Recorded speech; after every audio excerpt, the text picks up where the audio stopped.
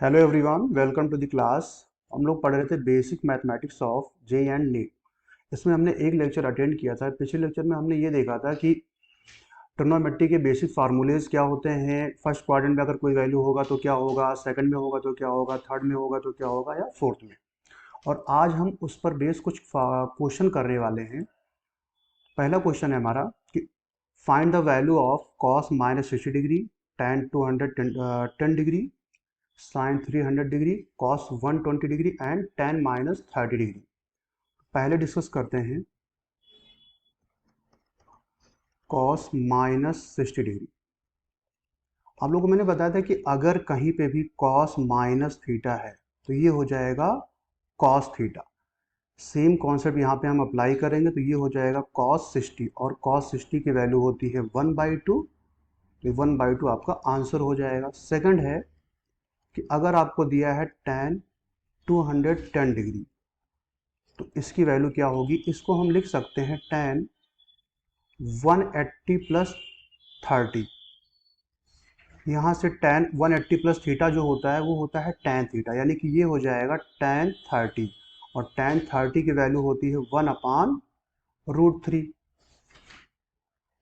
Third है कि अगर साइन 300 डिग्री दिया हुआ है तो इसकी वैल्यू क्या होगी। साइन 300 डिग्री को हम लिख सकते हैं साइन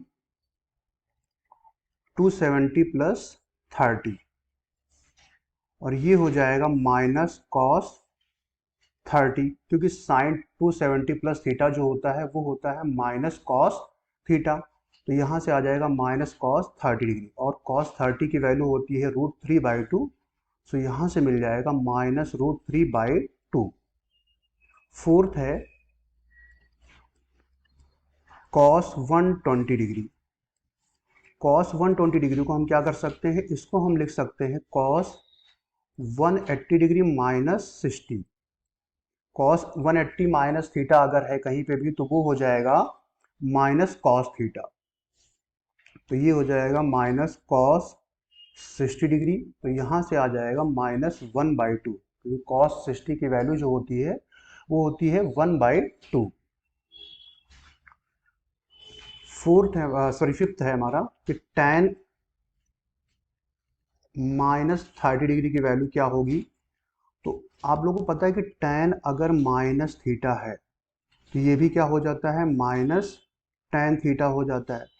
तो ये कॉन्सेप्ट अगर हम यहाँ पे अप्लाई करें तो ये हो जाएगा -tan 30 डिग्री, और tan 30 की वैल्यू होती है 1/√2। तो यहाँ से आ जाएगा -1/√3। आई होप आप लोगों को ये समझ में आ गया होगा। अब कुछ हम बेसिक फार्मूलेज डिस्कस करने वाले हैं ट्रिग्नोमेट्री के, जिसको आपको याद रखना है। आगे हम लोग फिजिक्स में इसको यूज करने वाले हैं।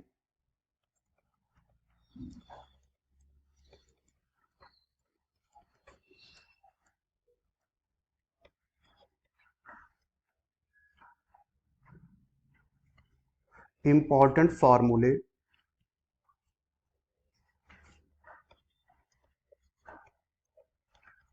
फार्मूले ऑफ ट्रिग्नोमेट्री।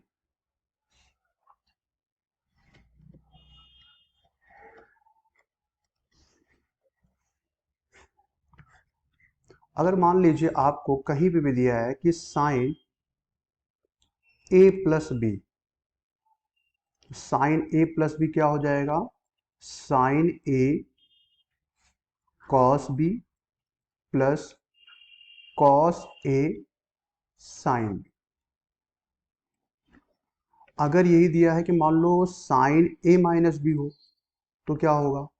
तो यहाँ पे जहाँ पे भी प्लस है वहाँ पे हो जाएगा माइनस, यानी ये आ जाएगा sine a cos b minus cos a sine b। ऐसे ही अगर मान लो आपको बोल दे कि कॉस a प्लस बी क्या होगा, तो ये हो जाएगा cos a cos b minus sine a sine b। Similarly अगर यहाँ पे माइनस हो a minus B, suppose that आपको गिवन है, तो जहाँ पे माइनस था वो हो जाएगा प्लस, यानी कि ये हो जाएगा cos A cos B plus sign A sine B. ऐसे ही अगर आपको कहीं पे भी दिया है कि tan a plus B, tan a plus B अगर गिवन है तो इसका एक्सपेंशन हम कैसे करेंगे, ये हो जाएगा tan a plus tan b upon में 1 minus tan a tan b। ये सारे फॉर्मूले आप लोग को याद रखना है, फिजिक्स में आगे हम लोग इसको यूज करने वाले हैं। अगर मान लीजिए अगला फार्मूला अगर आपको बोल दे कि tan a माइनस बी बताइए, तो a माइनस बी में क्या होगा, जहां पे हमने प्लस किया था a प्लस बी वाले में वहां पे हम माइनस कर देंगे, यानी ये हो जाएगा tan a minus tan b upon में हो जाएगा 1 plus tan a tan b। ऐसे ही अगर मान लीजिए आपको दिया है कि sin 2a, तो इसका एक्सपेंशन हो जाएगा 2 sin a cos a। और अगर आपको दिया है कहीं पे भी कि cos 2a, तो इसको हम लिख सकते हैं cos square a minus sine square a। इसको हम ऐसा भी लिख सकते हैं, अगर सिर्फ cos के फॉर्म में या sin के फॉर्म में लिखना हो तो ये हो जाएगा 2 cos स्क्वायर a माइनस 1। और अगर साइन के फॉर्म में लिखेंगे तो ये हो जाएगा 1 माइनस 2 साइन स्क्वायर ए। यानी यहाँ पे आपने क्या देखा कि अगर यहाँ पे एंगल 2a है तो यहाँ पे क्या हो जाएगा, एंगल ए हो जाएगा, इसमें भी a है, यानी उस एंगल का क्या कर दोगे आप, हाफ कर दोगे। तो ये हो जाएगा उसका फाइनल एक्सपेंशन अगर cos 2a कहीं पे गिवन है तो।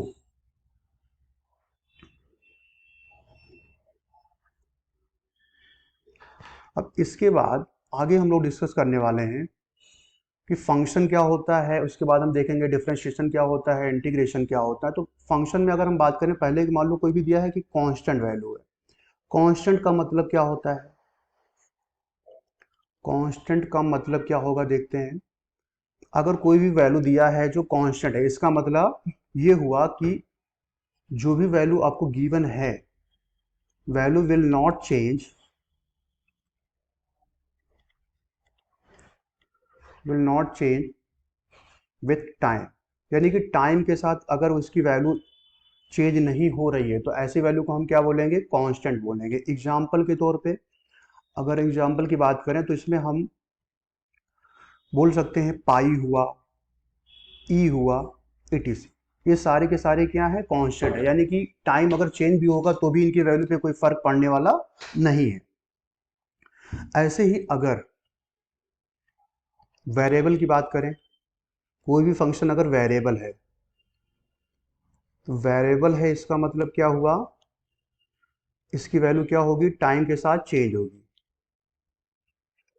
विच value is change with respect to time, with respect to time. यानी कि टाइम के साथ जिसकी वैल्यू अगर चेंज हो रही है तो उसको हम क्या बोलेंगे, वेरिएबल बोलेंगे। एग्जाम्पल के तौर पे अगर मान लीजिए कोई है कोऑर्डिनेट एक्सिस पे दे रखा है एक्स वाई जेड वैल्यू है, तो एक्स वाई जेड क्या है, टाइम के साथ साथ क्या होगा, चलिए एक्स की वैल्यू 1 भी हो सकता है, 2 भी हो सकता है, 3 भी हो सकता है। ऐसे ही वाई जेड की वैल्यू भी हम वेरी कर सकते हैं। और इसको यूजली हम किससे रिप्रेजेंट करेंगे, इसको हम रिप्रेजेंट करेंगे एक्स वाई जेड के फॉर्म में। अब अगर मान लीजिए कोई भी फंक्शन गिवन है, सपोज दैट फंक्शन अगर आपको गिवन है, इसका मतलब क्या होगा, सपोज दैट आपको लिखा है कुछ ऐसा y equal to F X. इसका मतलब क्या हुआ, इसका मतलब ये हुआ कि y जो है वो फंक्शन ऑफ है x। इसका मतलब ये कि अगर आप x की वैल्यू को चेंज कर रहे हो तो y की वैल्यू भी चेंज होगी। जैसे कि मान लीजिए आपको दे दिया y equal to 3x square plus 7x plus 2 दे रखा है, ठीक। अब अगर मान लो आपने क्या किया, x इक्वल टू यहाँ पे ले लिया मान लो 1। x इक्वल टू जब 1 ले लोगे तो y की वैल्यू क्या आएगी, इस वैल्यू को आप यहाँ पे पुट करो तो ये हो जाएगा 3 इंटू 1 का स्क्वायर प्लस 7 इंटू 1 प्लस 2 हो जाएगा। तो यहाँ से आपको फाइनल आंसर मिल जाएगा 12। ऐसे ही अगर मान लीजिए आपने x की वैल्यू ले लिया 2, तब यहाँ पे y की वैल्यू क्या मिलेगी, y इक्वल टू हो जाएगा 3 इंटू 2 का स्क्वायर प्लस 7 इंटू 2 प्लस 2 हो जाएगा। तो ये आ जाएगा 28। अब यहाँ पे अगर आप देखें तो x की वैल्यू जब 1 है तब आपका y का वैल्यू आ रहा है 12, और x इक्वल टू जब आपने 2 लिया है तो y की वैल्यू आ रही है 28। इसका मतलब क्या हुआ कि x जैसे जैसे हम वेरी करा रहे हैं y भी क्या हो रहा है, चेंज हो रहा है। तो ऐसे फंक्शन को हम बोल सकते हैं कि y is a function of x। कोई जरूरी नहीं कि आपको यहाँ पे x ही देगा, हो सकता है t के फॉर्म में फंक्शन हो या z के फॉर्म में हो या y के फॉर्म में फंक्शन हो, किसी भी फॉर्म में फंक्शन हो सकता है। क्लियर। अब हम बात करें अगर डिफरेंशिएशन की।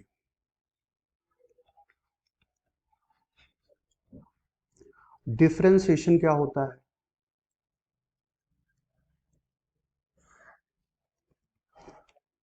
जनरल वे में अगर हम बात करें, मान लीजिए आपको एक बहुत बड़ा बॉडी दे दिया गया, मान लो ये कोई बॉडी है, आपको क्या करना है, इसको तोड़ना है। अब इसको तोड़ेंगे तो क्या होगा, ये छोटे छोटे पार्टिकल के फॉर्म में डिवाइड हो जाएगा, छोटे छोटे पार्टिकल के फॉर्म में ये डिवाइड हो जाएगा।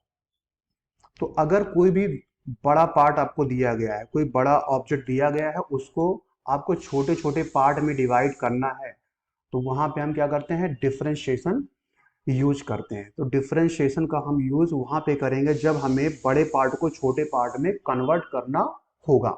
और इसके लिए जो ऑपरेटर होता है, यानी कि डिफरेंशिएशन ऑपरेटर जिसे बोलते हैं, ये होता है डी बाई डी एक्स, या हो सकता है डी बाई डी वाई हो, या हो सकता है डी अपॉन डी जेड हो, या हो सकता है डी अपॉन डी टी। यानी इसका मतलब क्या हुआ कि x के रिस्पेक्ट में कितना चेंज होगा, या y के रिस्पेक्ट में कितना चेंज होगा, या z के रिस्पेक्ट में उसकी वैल्यू कितना वेरी करेगी। तो बेसिकली यहाँ पे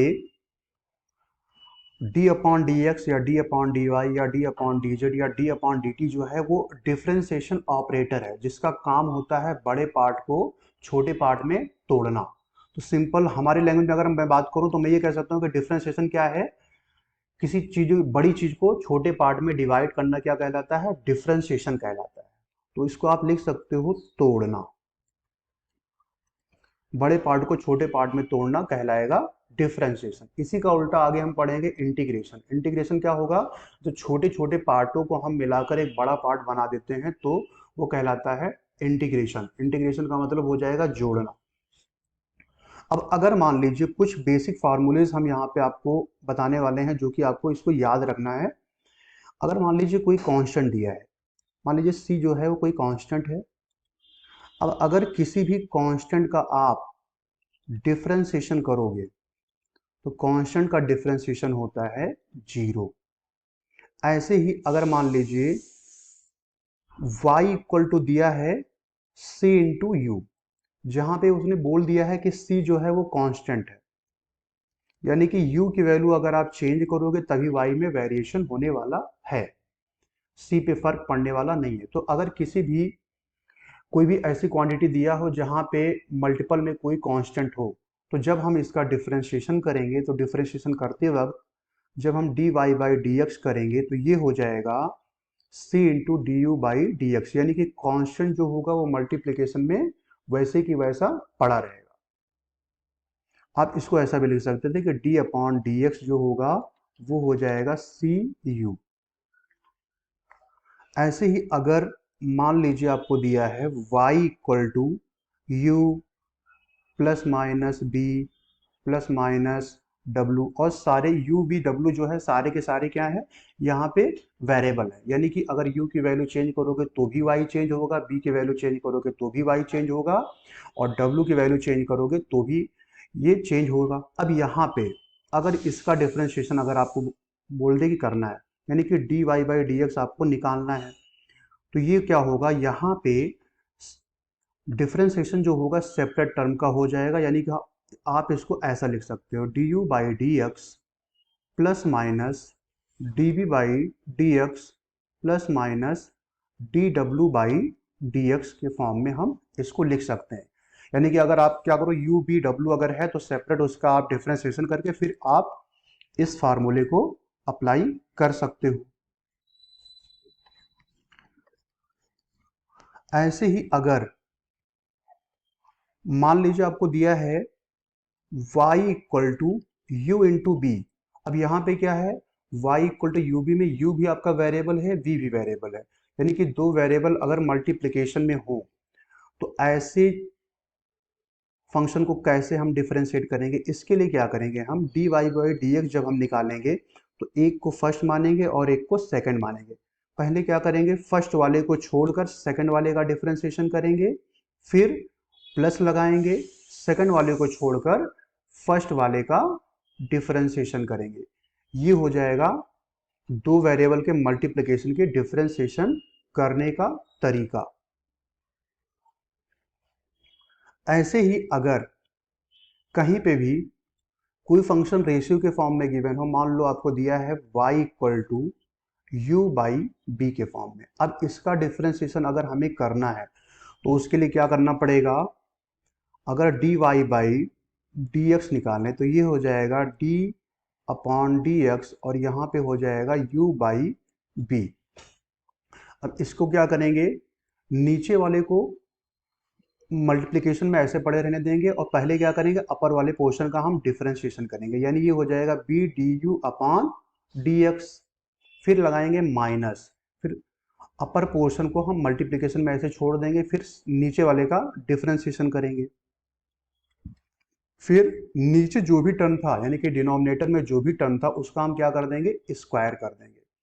तो अगर आपको कहीं भी कोई फंक्शन u बाई वी के फॉर्म में है और u और v दोनों के दोनों क्या है, यहाँ पे वेरिएबल है, तब आप क्या करोगे, पहले वाले यानी कि जो भी डिनोमिनेटर में टर्म है डिनोमिनेटर को वैसे छोड़ दोगे, न्यूमरेटर की वैल्यू का डिफरेंशिएशन करोगे, फिर माइनस लगाओगे, न्यूमरेटर को वैसे छोड़कर डिनोमिनेटर का डिफरेंशिएशन करोगे, अपान में क्या कर दोगे, नीचे वाले का यानी कि डिनोमिनेटर का स्क्वायर कर दोगे।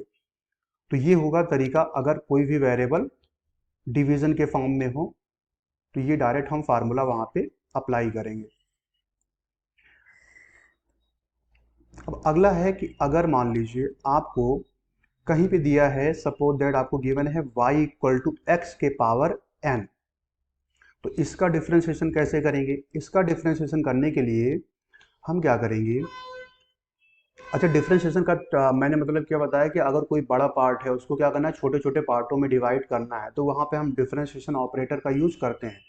इसका मतलब x के पावर n कोई बड़ा पार्ट रहा होगा उसको हमें छोटे छोटे पार्ट में डिवाइड करना है, तो छोटे पार्ट में अगर डिवाइड करना है तो यहाँ पे D Y by D X जब निकालोगे तो होगा क्या, जो भी आपका x के पावर n के टर्म में होगा उसमें जो पावर में होगा वो आगे आ जाएगा और पावर में एक कम हो जाएगा, तो ये हो जाएगा x के पावर n का डिफरेंशिएशन करने का तरीका, यानी कि अब क्या हो जाएगा, छोटा टर्म आएगा। अब एग्जाम्पल के तौर पर अगर हम बात करें, इसमें मान लीजिए आपको दे दिया, एग्जाम्पल दे दिया, suppose that y equal to x cube दे रखा है, ठीक है।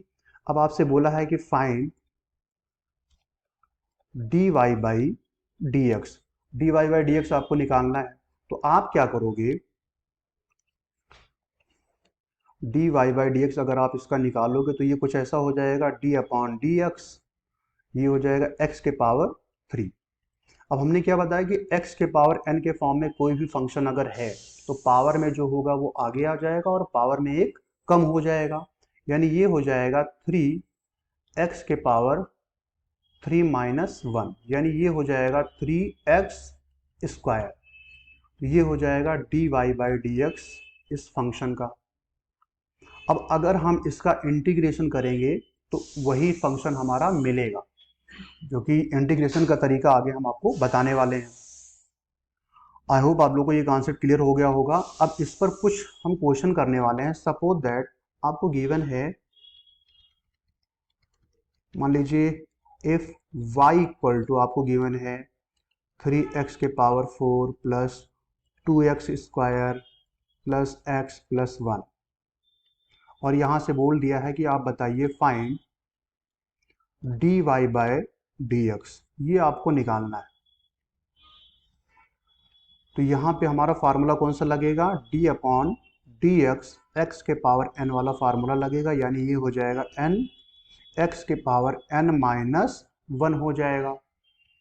तो इसी फार्मूले को हम यहाँ पे अप्लाई करने वाले हैं। dy बाई डी एक्स जब हम करेंगे तो ये हो जाएगा d बाई डी एक्स, और यहाँ पे हो जाएगा 3x के power 4 plus 2x square plus x plus 1। अब सेपरेट में देखिए, अगर आप इस टर्म को देखें, इस टर्म में आपका क्या है, एक वेरिएबल है एक कांस्टेंट है। इसमें भी क्या है, एक वेरिएबल है एक कांस्टेंट है, और यहाँ पे सिर्फ वेरिएबल है और यहाँ पे सिर्फ कांस्टेंट है, यानी कि 4 पोर्शन आपको दिख रहे हैं। तो हमने क्या बताया था कि इसमें आप क्या कर सकते हो, इसमें आप सेपरेट डिफरेंशिएशन कर सकते हो, यानी कि आप इसको ऐसा लिख सकते हो D by D x 3x के पावर 4 लिख सकते हो plus D by D x 2x square लिख सकते हो, फिर डी बाई डी एक्स लिख सकते हो, और ये हो जाएगा डी बाई डी एक्स 1। अब आपको ये भी बताया था कि अगर कहीं पे भी कोई भी कांस्टेंट मल्टीप्लिकेशन में है तो वो बाहर आ जाएगा, यानी ये हो जाएगा 3d बाई डी एक्स के पावर 4, और यहाँ पे भी आपका कांस्टेंट जो है वो बाहर आ जाएगा, यानी ये हो जाएगा d by D x square, और d बाई डी एक्स का जब आप करोगे तो यहाँ पे पावर में क्या है 1 है, तो 1 आगे आ जाएगा, पावर में क्या हो जाएगा 1 माइनस 1। ये वाला हमने कॉन्सेप्ट अप्लाई कर दिया इस फार्मूले वाला। अब 1 का डिफरेंशिएशन क्या होगा, 1 क्या है कांस्टेंट है, कांस्टेंट का डिफरेंशिएशन हो जाएगा 0, और यहाँ पे क्या है 1 माइनस 1, यानी कि किसी के पावर अगर 0 है तो वो क्या हो जाता है 1 हो जाएगा, यानी कि यहाँ पे ओवरऑल वैल्यू आपका मिल जाएगा 1।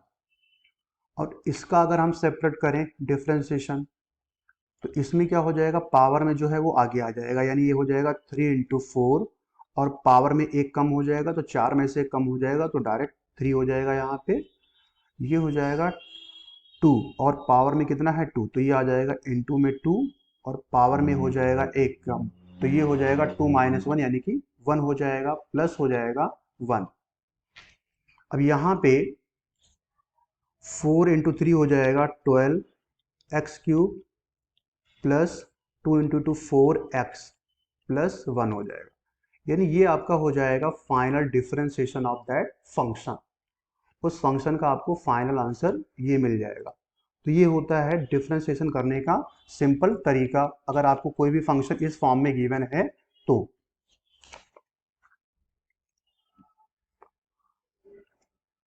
अब इसी पे बेस कुछ क्वेश्चन और भी हम लोग आगे करने वाले हैं।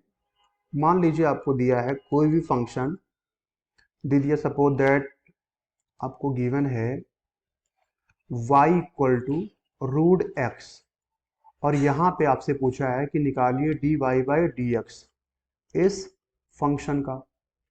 तो इसको कैसे करेंगे,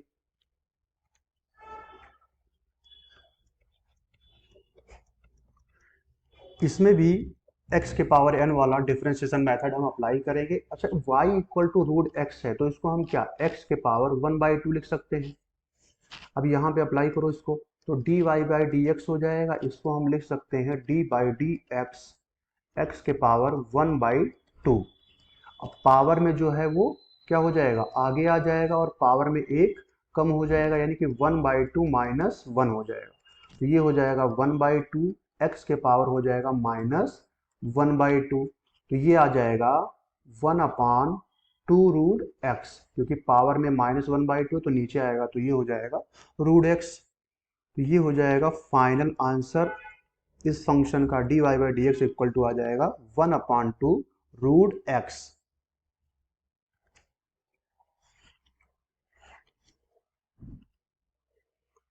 ऐसे ही मान लीजिए अगर आपको कोई फंक्शन दिया है, सपोज दैट कुछ इस फॉर्म में,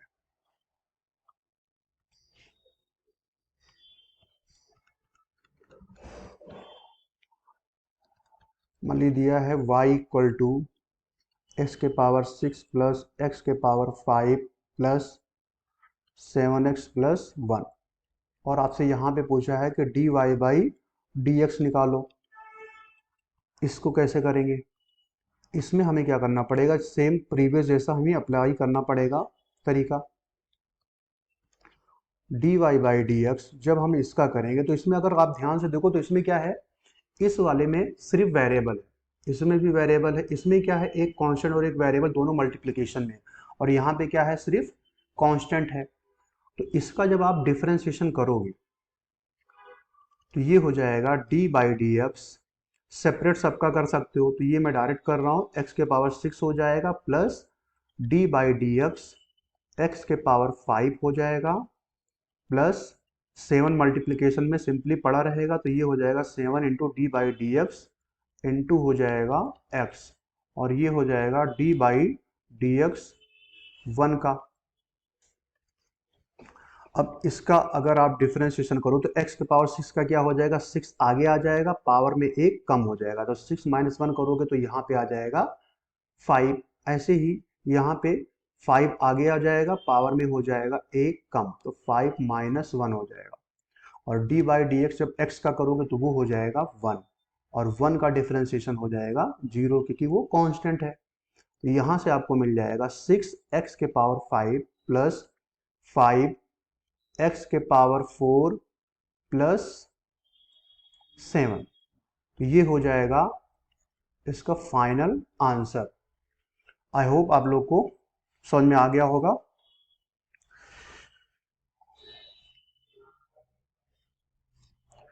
इसके आगे लेक्चर हम लोग डिस्कस करेंगे अगले लेक्चर में। तब तक के लिए टाटा bye bye, thank you everyone.